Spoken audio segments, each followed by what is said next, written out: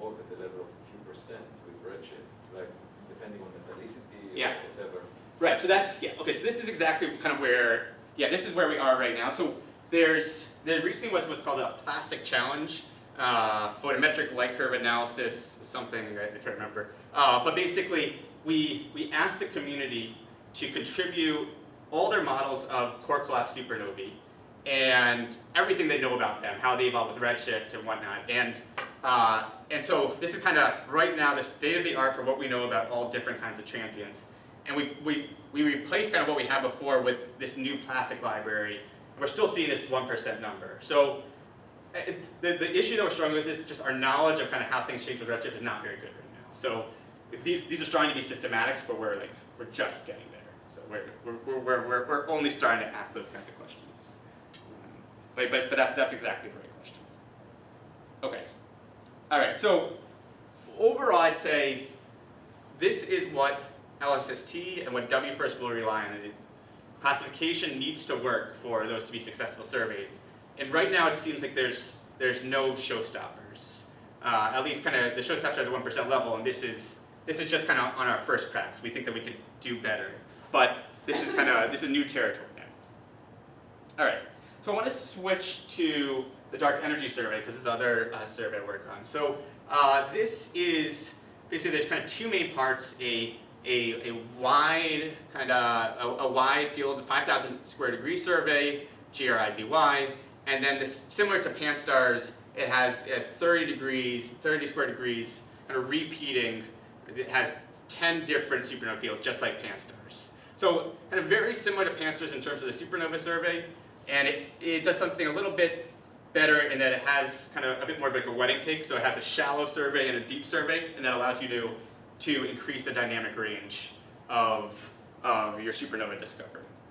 Now, what's particularly great for DES is that there's the AT telescope, and it basically it's like a twin sister for CTIO. So basically, the field of views for AT and for DCAM, they match extremely well. And what we're desperate for now is getting all the host galaxy redshifts so we can put supernovae on the Hubble diagram. And for the entirety of the DS survey, we basically, with AT, we're just sitting on the DS supernova fields trying to get as many redshifts as possible.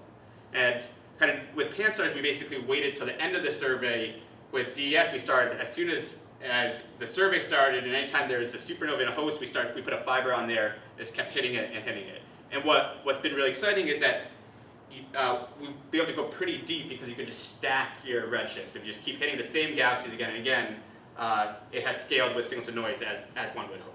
So this is kind of something that I think will be kind of unique to DES and is one of the key problems for LSST, is that there's just this perfect sister telescope that can get redshifts, because ultimately the two things that we need are redshifts and classifications. Why is there a kangaroo in your log? So there's a kangaroo because this is in Australia, and they like kangaroos as far as that. They also eat them, I think, so yeah, it's all different.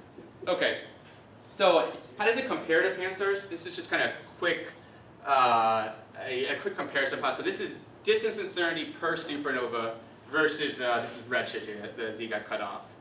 So DS has these two kind of surveys, deep and shallow, the yellow and the pink, or purple, and Pan-STARRS is the blue. So kind of roughly, the sample itself would be about 2 times a Pan-STARRS, and the quality, basically the dispersion or the distance uncertainty will give you another factor of about 1.5.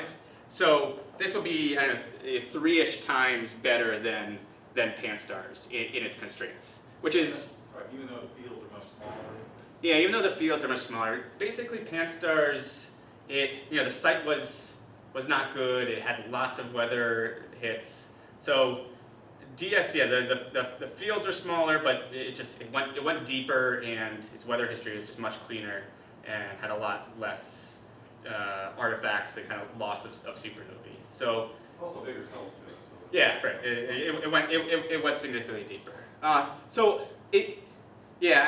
The win in terms of number of supernovae, I think it's mostly due to depth, but the kind of more interesting thing is that just it's everything's cleaner so that your distance precision is significantly better as well. Okay. Now, so how is DS going?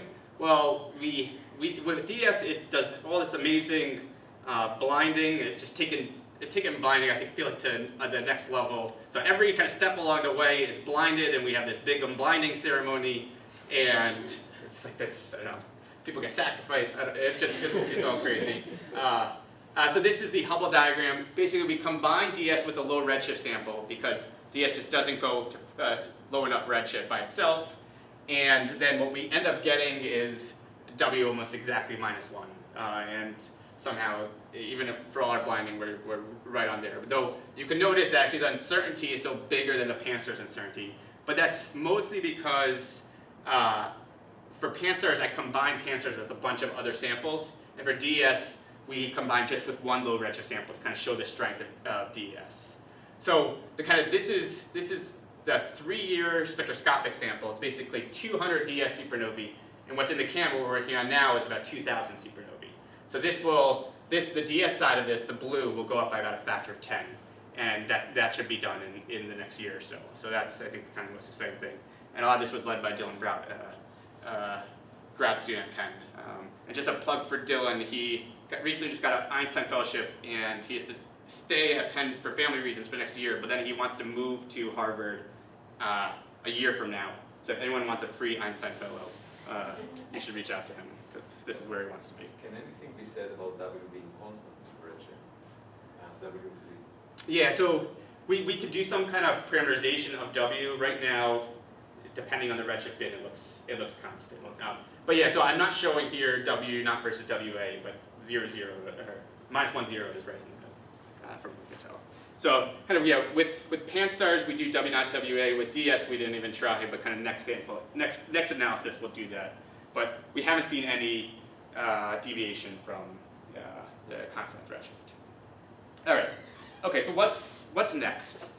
So for when all the kilonova stuff was happening, I want to figure out how many kilonovae should have been found by past surveys and present surveys and future surveys. So to do this, basically, I just gathered all this information about every transient survey there has been.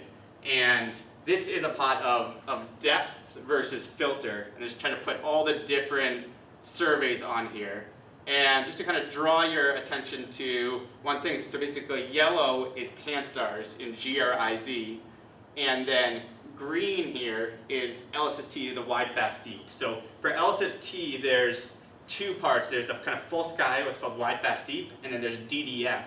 DDF, you can see here, is in that dark red.